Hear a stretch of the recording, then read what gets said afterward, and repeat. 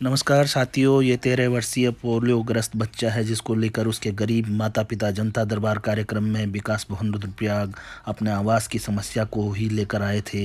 लेकिन अधिकारियों को या तो अपनी बात समझा नहीं पाए या अधिकारी समझ नहीं पाए, जिस कारण मुख्य समस्या आवास से परे अधिकारी उन्हें बच्चे को अस्पताल में एडमिट करने की ही सलाह दे गए। चूँकि जिलाधिकारी महोदय रुद्रप्रयाग किसी कारणवश इस बार के जनता दरबार कार्यक्रम में उपस्थित नहीं थे। यदि वे होते तो अवश्य ही इस पीड़ित परिवार की समस्या पर गौर फरमाते, क्योंकि ये सर्वविदित ही है कि जिलाधिकारी महोदय रुद्रप्रयाग बहुत ही संवेदनशीलता के साथ जनता की समस्याओं का निराकरण करते हैं। हालांकि उनके मातहत कुछ विभाग जनता की समस्याओं को उन तक पहुंचने से रोकने का भी कतिपय प्रयास करते रहते हैं, मगर जिलाधिकारी रुद्रप्रयाग तक जो भी समस्या जाती है उसका निराकरण अवश्य होता है। यह रुद्रप्रयाग की सच्चाई है। तस्वीरों के जरिए आप देख सकते हैं कि आवासहीन अनुसूचित जाति का 5 सदस्यों का परिवार है जो कच्चे और टूटे फूटे मकान में ही रहने को विवश है। जैसा कि उसने बताया, 2017-18 की आवास सूची में नाम था, लेकिन न जाने किस साजिश अथवा त्रुटि के तहत आवास से वंचित रह गया, ये भगवान ही जाने। मगर इस प्रकार के हकदार और वंचित लोगों का सरकारी सुविधाओं से वंचित रहना ग्राम्य विकास विभाग के तमाम सिस्टम और उसकी असंवेदनशीलता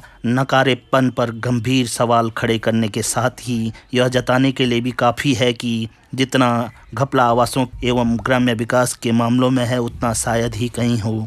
हमने अंदर जाकर अधिकारियों से बात की तो उन्होंने बताया कि ग्राम सभा फलासी के अंतर्गत ही 27 मामले हैं जो कि निरस्तता की सूची में हैं। इस बार की सूची में भी पीड़ित परिवार का नाम है, जिसे लेकर अधिकारी उन्हें सब्र रखने की सलाह देते हैं, जिसे लेकर हमने आशंका व्यक्त की कि यदि इस बार भी मामला निरस्त हो गया तो ये बेचारा कब तक ही सब्र रखेगा। साथ ही निवेदन भी किया कि इस तरह के हकदार परिवारों की मदद हेतु जितना भी सहयोग संभव हो कृपया अवश्य कीजिएगा। वीडियो के माध्यम से ही जिला अधिकारी महोदय रुद्रप्रयाग से निवेदन है कि आवासों के संदर्भ में कोई जांच हो न हो, मगर इस पीड़ित परिवार के मामले में सुध अवश्य लीजिएगा, क्योंकि कई मामले हैं जो सब्र करते करते इस तरह भटकने को ही विवश हैं। गाँव मेरे भेज फलसी दिक्कत ये कि शरीर से पूर्ण मानसिक से विकलांग है। अभी तक भी जितना भी हमारे विधायक बन जितना भी हमारी सरकार बड़ी जी, अभी तक मैं कोई भी एप्लीकेशन दी तो मैं हूँ तो तूने अभी तक कोई भी इस पर कोई मना नहीं करी है। और आवास है मेरा ही आवास बार में साहब कम से कम 2016-17 में वेटिंग में जब मेरे आई हुई अभी तक 2025 लगी हुई, अभी तक कम तो आवास एक ही कमरा से जो वैसे बल जनरल में पड़े हम भीतर हैं। ये अपने स्थिति बड़ी साहब हम गरीब है, मेरे भी एक्सीडेंट साहब हुए इतना दूर भी नहीं हम प्लस भी नहीं खर्च के रह कई लोगों को कर्ज गाय तब है ना तो हम तक कोई रोजगार न कुछ गाँव अभी तक भी कोई हम तक कोई भी सरकार बने बोलते अभी तक भी कोई कुछ नहीं मिली हमसे। जनता दरबार में चाहे जनता दरबार में चाहे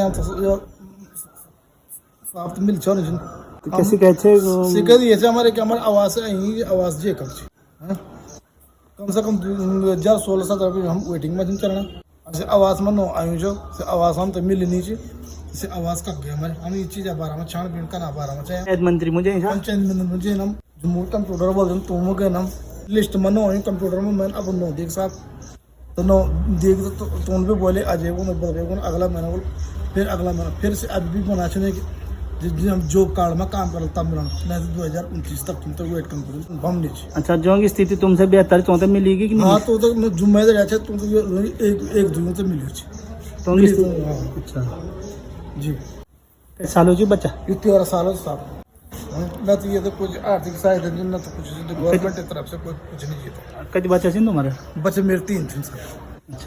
रोजगार कैसे? रोजगार कुछ नहीं साहब, मेरे भी 1 साल में मेरे घर बिस्तर में जुमा है क्या हुए थे? मेरी कमर रेडी हेड सुबह ने फ्रैक्चर से हुई। अच्छा, बेल्ट लगाई मेरी कमर प्रॉब्लम से मारा हमारी हर चीज़ हम परेशान है।